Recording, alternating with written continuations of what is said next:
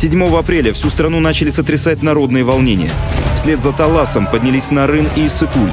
Протестующие захватывали акимиаты Чуйской области. Люди стали стягиваться в Бишкек.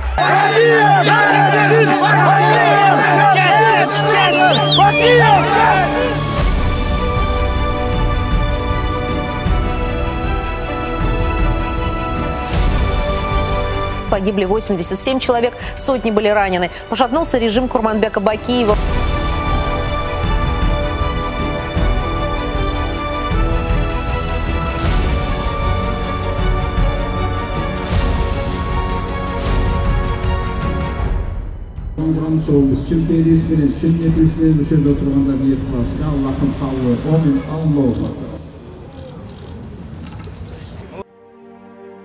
Өлгөндүн үстүнө көмгөн заман, өкүнткөн жорукту көргөн заман, өйүтүп жүрөктү кыска жашап, өлкө деп баатырларым өлгөн заман.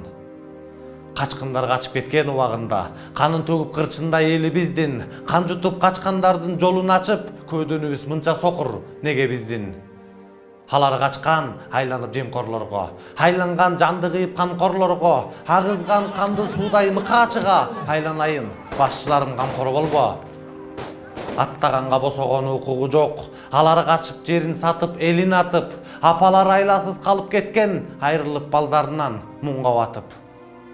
Аларды каргышурган энелердин, көз жашырган жесир калган жеңелердин, кылтыйтып бир нерсенин баштарын, үстүнөн чыккан турат эмнелердин.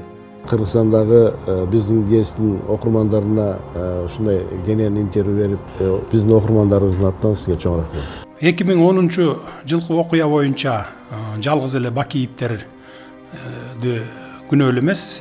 Президент Садыр Жапаровдун демилгеси менен өткөн Дубайдагы жолугушуу кызуу талкууга алынып, учурдун негизги саясий окуясына айланды. Соңку тарыхыбызда журт башына келген президенттердин башын бириктирип, бир ортого чогулттум. Кыргыз наркын жасап, алдыларына аш тарттым.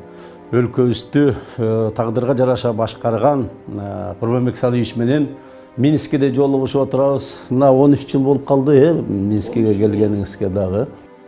Айыгып бүтөлекте жаралары, атып сатып качкандарды ким колдосун, апрелде окко учкан баатырлардын арбактары байкагыла козголбосун.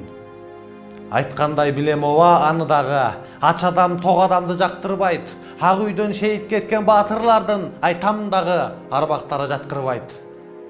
Бетине түкүргөндүн ордуна бериле бугасыңар балдай кебин. Апрелде жакыныңар окко учканда билмексиңер кан жуткан кандай экенин. Жармабызды каалагандай чалдыртабыз. Жат суулдарың мекен үчүн аңыз жайда, ок чыгарган Бакиевтер келет имиш, о элим, тарыхтагы намыс кайда?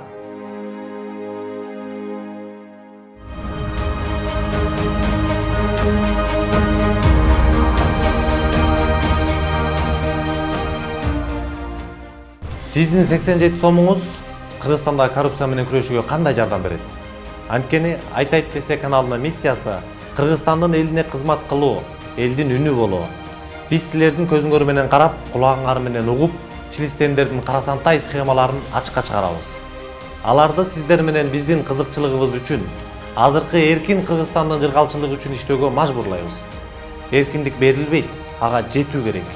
Ал үчүн күрөшүүбүз керек. Patreon жөнүндө толук инструкцияны видеонун алдындагы шилтемеден көрсөңүз болот. Patreon'дон бизди колдоңуз.